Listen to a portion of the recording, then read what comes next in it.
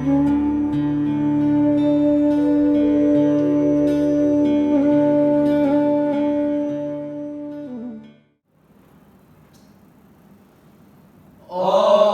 Swastiastu. Saya Imade Indra Gunawan, NIM 1811011029. Saya Iputu Sandi Palguna Utama, NIM 1811011034. Saya Ikomang Agus Mariana, NIM 1811011112. Saya Iputu Pradana Anggara, NIM 1811011042. Kami kelompok 3 kelas PAH 7A Denpasar akan memaparkan materi tentang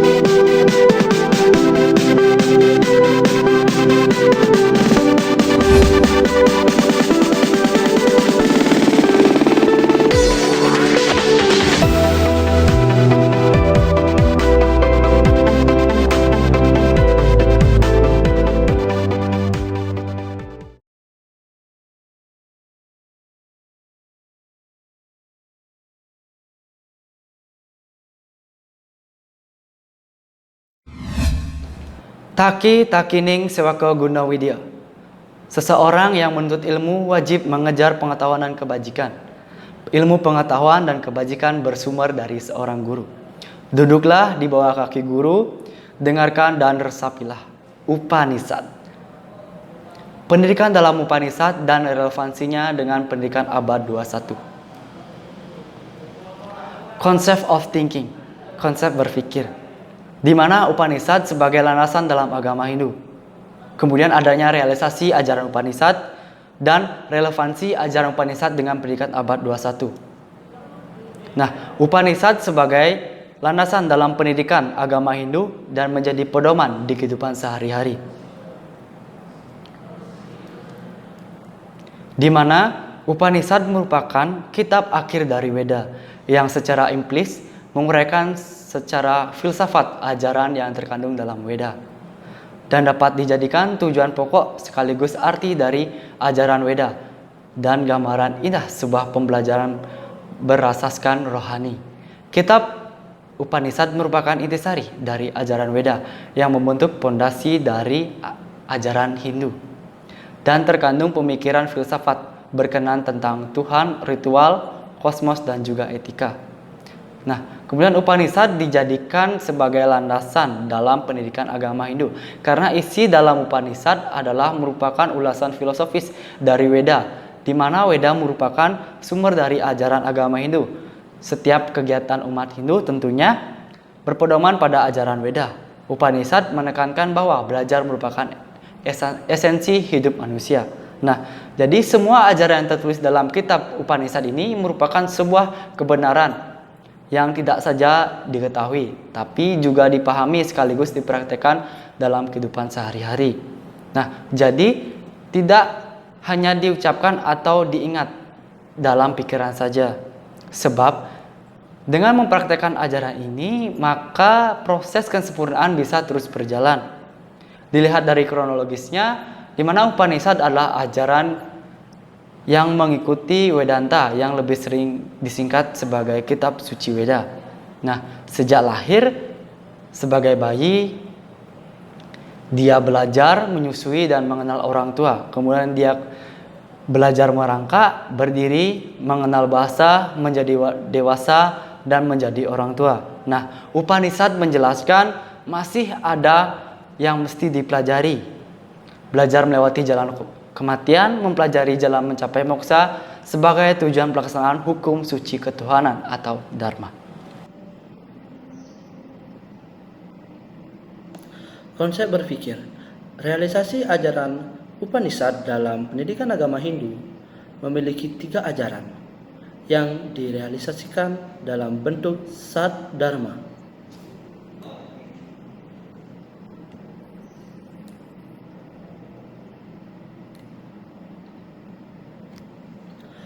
Ajaran ketuhanan.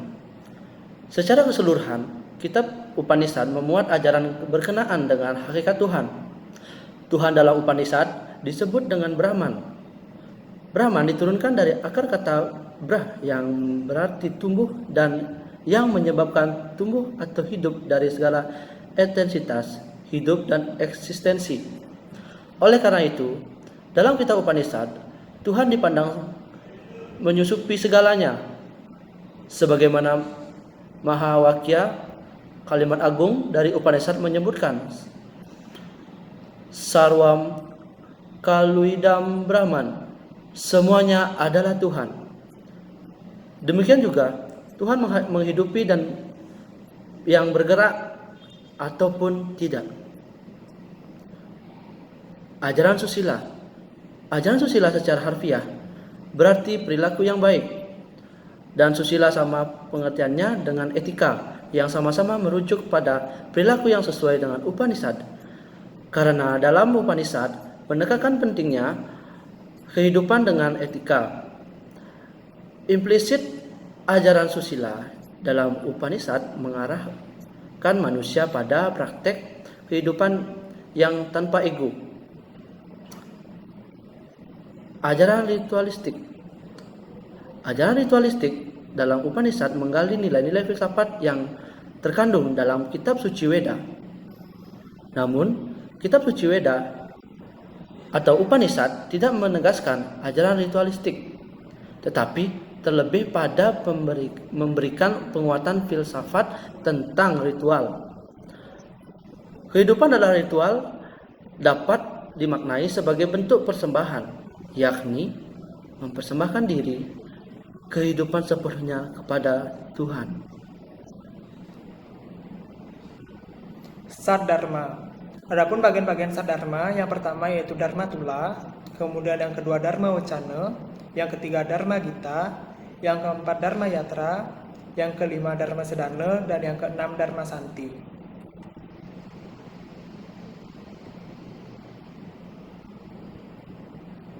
Yang pertama itu Dharma Tula. Tula artinya timbang. Jadi Dharma Tula adalah pertimbangan pikiran, berdiskusi atau turun rembuk tentang ajaran agama atau ajaran Dharma untuk pencerahan serta pendalaman agama. Dharma Tula adalah salah satu pola pendidikan Hindu yang ada di dalam kitab Upanishad yang dilakukan melalui diskusi agama untuk mendapatkan kesamaan persepsi dalam meningkatkan penghayatan pada nilai-nilai agama yang dianut. Kemudian yang kedua ada Dharma Wacana, yaitu berbicara mengenai ajaran agama atau Dharma.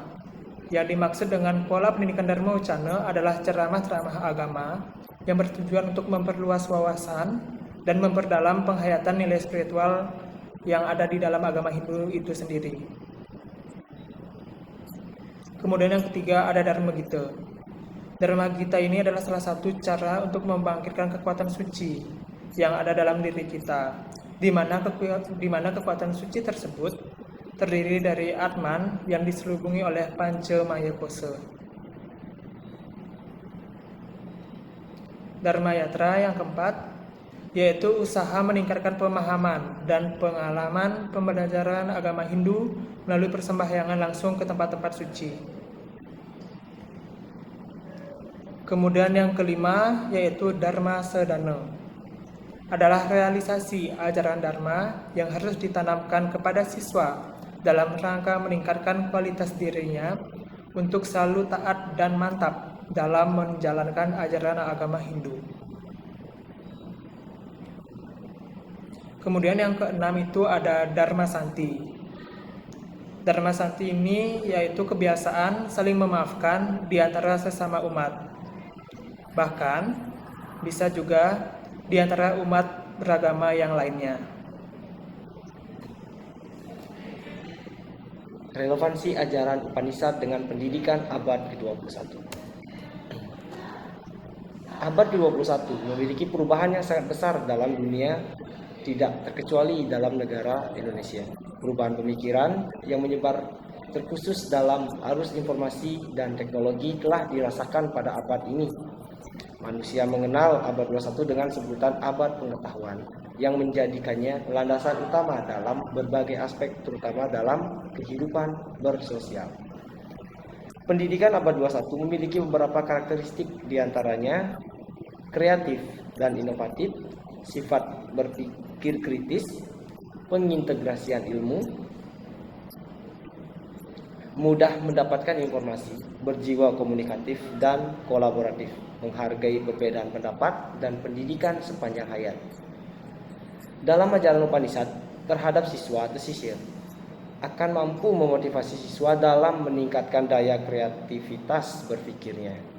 Siswa akan menyadari bahwa motivasi belajar yang ada pada dirinya khusus dibangkitkan dan mengembangkan bakat diri secara terus-menerus. Sebagai pelaku utama dalam proses pembelajaran maupun belajar, siswa akan selalu aktif memproses dan mengolah secara perlahan dalam belajarnya. Untuk siswa akan selalu aktif secara fisik, intelektual, dan emosional. Pembelajaran yang tertuang dalam ajaran Upanishad mempunyai jangkauan ke depan yang tetap relevan sepanjang zaman, tentunya pada abad 21 ini, yang dapat diterapkan pada pendidikan anak, pedagogi, maupun pendidikan orang dewasa, andragogi. Baik, di sini saya akan menjelaskan tentang kesimpulan dari penjelasan dari awal sampai akhir. Pendidikan digunakan dalam Upanishad dengan tujuan untuk membangkitkan seluruh potensi manusia. Melalui upaya pendidikan diharapkan membangkitkan karakter unggul manusia secara utuh, yang tidak saja menonjolkan kecerdasan tetapi juga kebijaksanaan. Tujuan besar pendidikan Hindu adalah karakter dan upaya mencapai realisasi diri.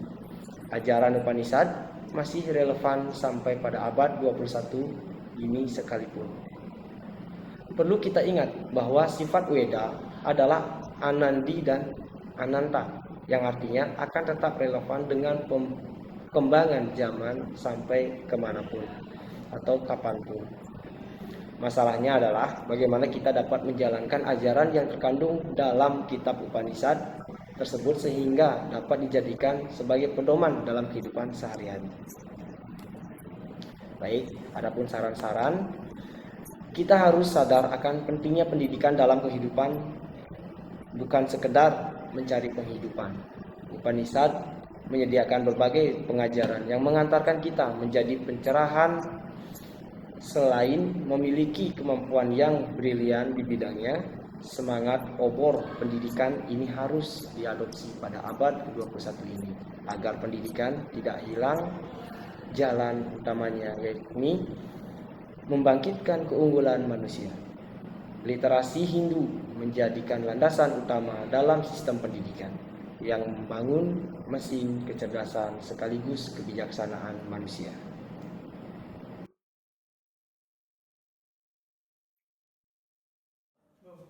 Demikian pemaparan materi dari kami. Apabila ada salah kata, kami mohon maaf. Ingat, like, comment, And subscribe channel di bawah ini.